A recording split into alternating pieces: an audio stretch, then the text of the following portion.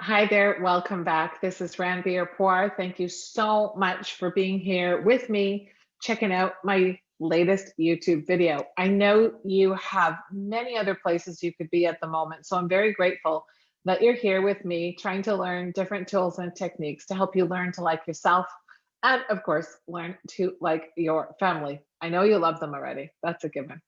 But there's something a little extra special about learning to like people that you spend a whole lot of time with. Anyway, I wanted to dive into this week's topic, and it's about why there isn't always a silver lining. But before I do so, I hope you will take a moment, if you don't mind, right now and hit the subscribe button so you don't miss any future videos that I put out. Try to share relevant content that is practical, powerful, and profound that makes sense to you that you could apply in your life today, tomorrow, and continuously down the road. If I could learn how to talk, that'd be really good. If you don't know me, it's your first time checking out my videos. I am a TEDx speaker. I have a podcast. I'm an author. And I'm a life strategies coach, and I've been doing this work since 2009. But my most important role and my favorite role is that I'm a mom to two incredible boys that I raise on the west coast of Canada with my husband. Let's dive into this topic. You know, right now there's a lot of sort of jargon. Sorry, I just jumped there as I was moving back. A lot of that sort of self help speak, I'll call it, about, oh, it's okay. There's always a silver lining to everything. And it's, oh, we're all going through the same thing. And we might be having a collective experience, but I tell you, our vehicles for this experience are very unique. And everybody has a different go at it.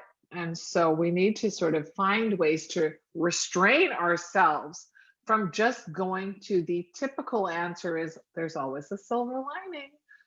Because sometimes in life, there are experiences that don't have one. Take a moment right now and jot them down in the comments below. Things you know of that you've either witnessed or experienced yourself that do not have a silver lining. Um, I did this exercise with my group coaching class this week for my Aligned book.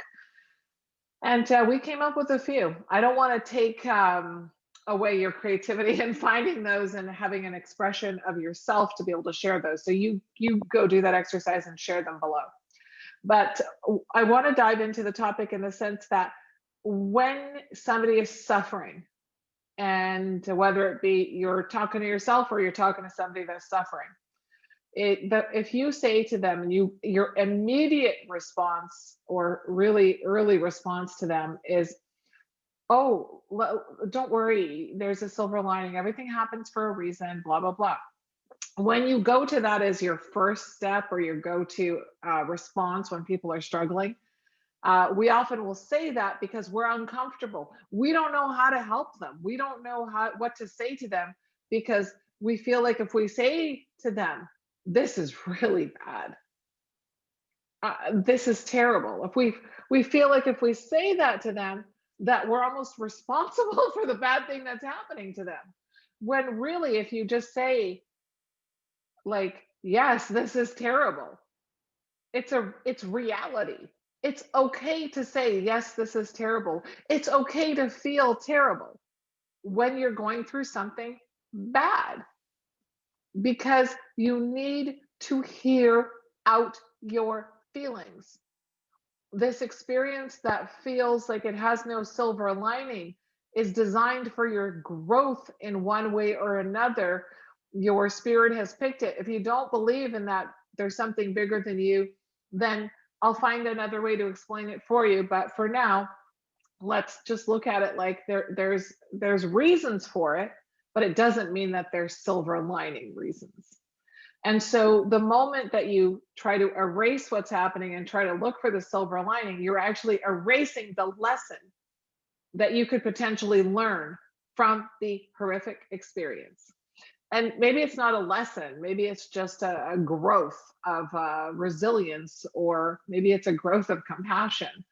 maybe develop different abilities through having this very, very difficult experience. And yeah, you could argue those are silver linings, but I would say that they're growth. They're not rewards necessarily. Um, and there's things, like I said, in life that just don't feel like they have a silver lining, especially when children are suffering, for example, or you lose somebody you love. It's very, very hard to ignore that that's a big pain or loss in your life. So let yourself feel the actual feelings that go with that experience. And like I said, if you're the person that's supporting the other person, try to just be quiet and say, how do you feel? What can, tell me about it. How does it feel in your body? How does it feel in your heart? What are you thinking in your head? And the more you can practice this, that when your children have these experiences, you're able to actually guide them through it. Because it is actual BS if we try to teach our children that everything is fine and dandy all the time. You're setting them up for difficulty by doing so. If you allow them to face these hard times with authentic emotion, you're helping them develop resilience, because they'll know that if they allow themselves to feel that feeling, it too shall pass. But the more we try to, like I said, ignore the difficult experience, we ignore the lesson, and it gets stored in the cells, and it gets stored in our subconscious. So it'll come back to you in another form, or it limits you in your future life in one way or another. But if you have something that you're going through, you feel it, you express it, you release it, you get to move on. You don't have to carry that crap ton of stress with you for the rest of your life. So let's stop always looking for the silver lining.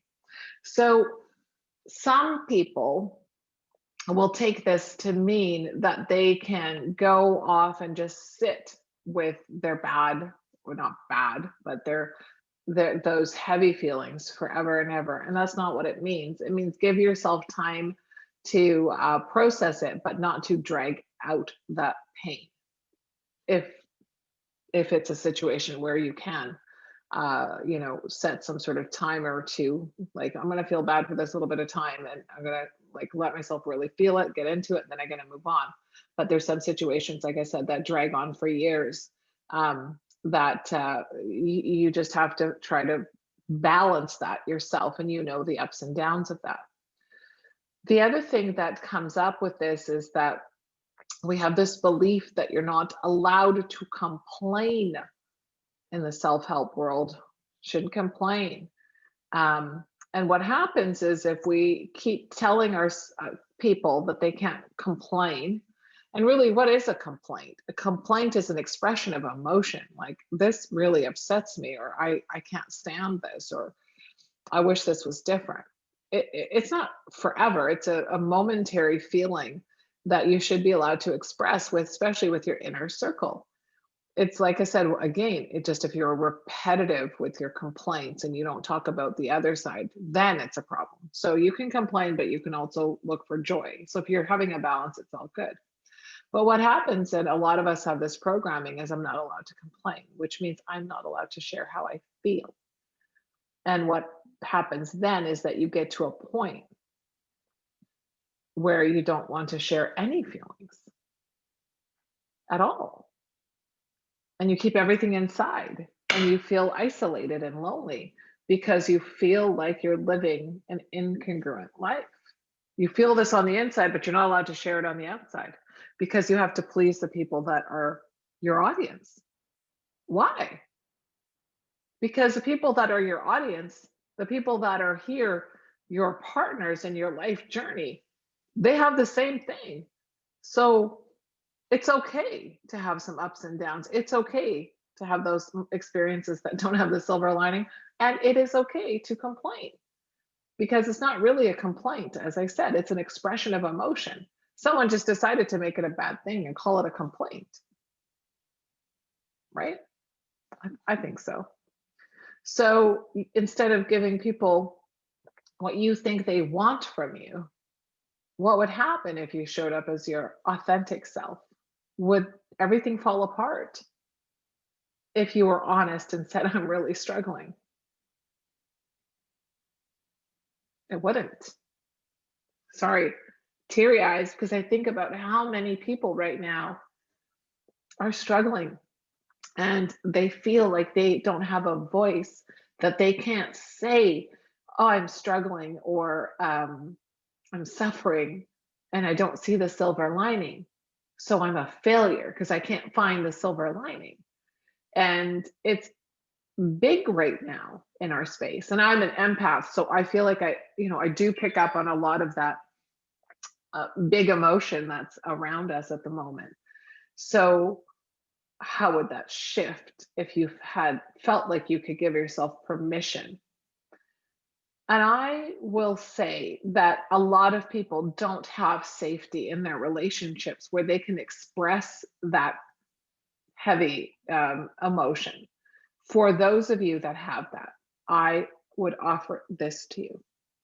I would suggest that you get a pen and piece of paper and you write a letter. And you don't have to address it to anybody, but you write about what you're feeling.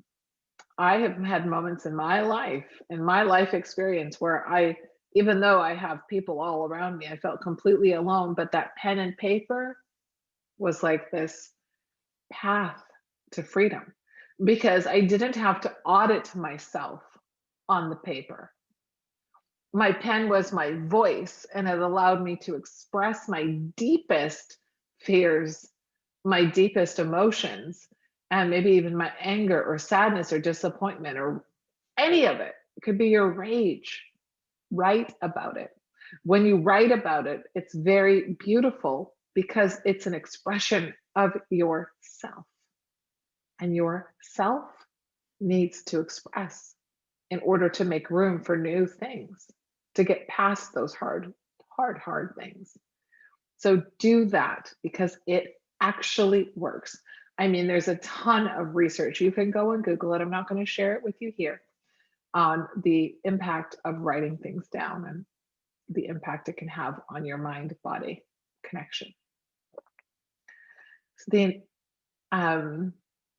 the next thing I'd like to share with you is you can practice sharing your so called bad emotions in a productive way. So I think, most of us have had these sort of emotions role modeled for us in a way that leads people to call it complaining. So what if you tried to share your heavy emotions or struggling emotions in a different way, rather than like seeming like you're complaining? You could say, I'm trying really hard right now, but I'm facing this challenge, and this is how it makes me feel. When you use the words, this is how it makes me feel, you give an opportunity for the person you're conversing with to go, oh, okay. It gives them an opportunity to hear you, for one, but two, it allows for maybe a doorway to open for some dialogue, where they might say, oh, yeah, I've been through something like that, and it made me feel like this too. And it took a little while, but eventually I got through it. So you might be able to get a more realistic, supportive answer back in that communication when you use the words, this is how it makes me feel. Super, super powerful little sentence. And if you're talking to yourself through pen and paper, you can also use that. When this happened to me, it made me feel like I was all alone. It made me feel like everybody else got to live their life freely but me. It made me feel like I had bad luck, or whatever you want to say. Say it and get it off your chest. The next thing I would recommend with these types of experiences, when you're living them and you want to express them, but you feel a little bit stuck, like you can't get through it and nobody understands, the next thing I would ask you to ask yourself, ask your spirit, is what do I need to know? What are you trying to tell me? by having me live this experience? What do I need to know? Maybe it's something you need to know about yourself. Maybe it's something you need to know about somebody you love, or maybe it's something you need to know about humanity in general, about the life's experience, the human experience. I don't know what that is. You need to ask that question and sit with the truth of that. Because whatever you hear is the truth for you. Maybe not my truth, but it's your truth. So super important for you to use that question in those situations. You know, the other thing I'd like to add with this, there's not always a silver lining, is getting to the point where you understand that it's okay not to be okay, but also that that not okayness doesn't last forever. Just like joy doesn't last forever. It's momentary, up and down, life. That's how it goes. And so, like, let's stop using this sort of tone deaf, canned response to everybody that we come across. Oh, look for the silver lining. Let's please pause. Bring that in later. Once you have an understanding of what their experience is, don't start with that line because it's not always applicable, right? And give examples of your own struggle, to help guide them, but not about how you always right away found the silver lining. Because when you start doing that, the person then feels inadequate and they've just shared with you their heart and soul. And then you're like, oh, you shouldn't feel like this. You should feel like that. Pause. Just make space to hear the story. Then the story can change. I'll give you an example that comes up often. But it doesn't have to do with health, because health is a big challenge where there isn't always a silver lining. It's when people separate and they divorce and they have children. And one of the things that we hear commonly said to mom or dad when the child is going, they don't have, it's not their week, let's say. You don't have your children that week. And often our friends will say, oh my gosh, okay, make the most of it. You got all this time to yourself. You got free time. You can do anything you want. You're so lucky you got all this time. And meanwhile, the person who you're talking to is shattered because they're not with their kids. Nothing compares to that for them. And so, like, acknowledge that that's a real thing, that they're really feeling that. And let them feel it and say, I know this must be a hard week for you. Do you want to hang out? Such a different, simple response, but such a different emotion and such a different support you offer your friend or your sibling or somebody that you know in your life, maybe a coworker. It shifts everything by allowing them to be where they are. Because stop trying to fast forward through pain, because sometimes that pain needs to be slow and steady for you to get everything you need to get out of it as a spirit. Sometimes that's just how it is. Sometimes the silver lining takes years to get to. I know that. I've lived that. I bet you've lived it too. So that's the topic for today, because I think the more we can learn to express ourselves authentically as humans, kindly as humans, the better example we will set for our children. Because right now, our children are shown a lifestyle that is all about instant gratification. Hide everything you feel, filter it for the internet. And all that suppression, all that making it better without really looking into it before you make it better is causing us to have a massive community breakdown. Mental health is an emergency at the moment. So let's go back to basics and start to be real. And real means there's life with good and bad.